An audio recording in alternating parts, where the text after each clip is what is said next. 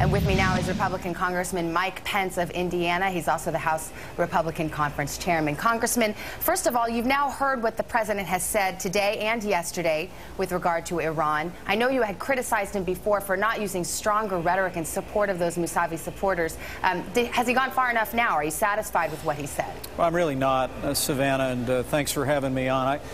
Look, the President of the United States can draw the line where he wants, but I'm going to be offering a resolution on the floor of the Congress today that will give the American people, through their elected representatives, an opportunity to be heard in support of the hundreds of thousands, if not millions, of Iranians who are risking their liberty and even their lives to stand for free and fair elections, freedom of speech, a free and independent press in their own country. I think, you know, I understand the administration. Didn't the President say all that?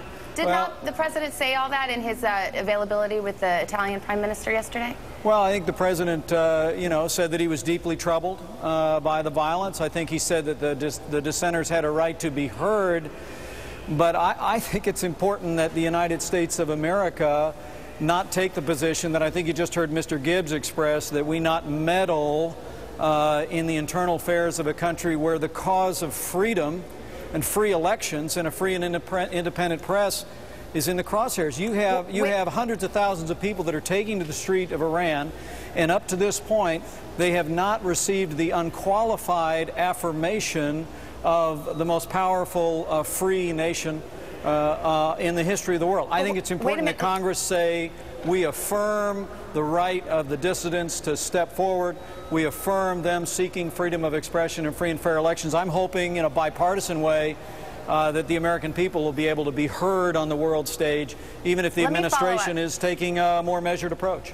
Sir, let me follow up on that issue. You're saying that obviously the Obama administration has said it doesn't want to meddle in internal politics, not because it doesn't agree on the substance, but because it's made a tactical decision that it would be unproductive to do so, that it might make it worse, that it might be counter to U.S. interests. You don't think that position has any merit?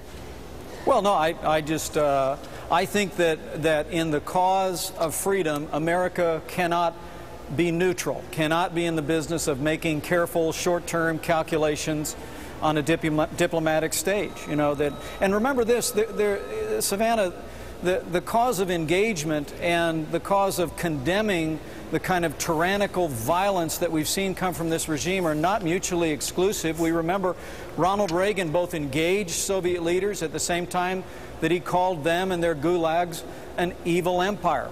We really do believe it's possible for the United States of America to express ourselves about the billy clubbing, the jailing of political dissidents, the silencing of reporters and the media, and the extraordinary courageous stand that hundreds of thousands, if not millions, of Iranians are making at this very hour. I think that this is an extraordinary opportunity, Savannah, for the people of the United States to express our love for freedom to the people of Iran who are taking this courageous stand, and I think the Congress should take up a resolution to do it.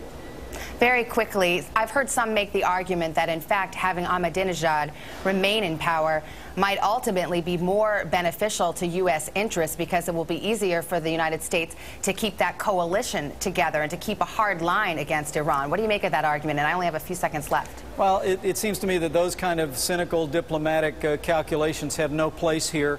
I believe this is a moment where you're seeing hundreds of thousands of Iranians risking their liberty and their lives to take a stand for free elections and the freedom of speech. And the freedom-loving people of the United States of America ought to seize this moment to give an unambiguous message of support for their courage and their determination. And we'll let the politics and the diplomatic calculations take care of themselves. All right, Congressman Mike Pence, thanks for coming on and sharing your views. We appreciate it.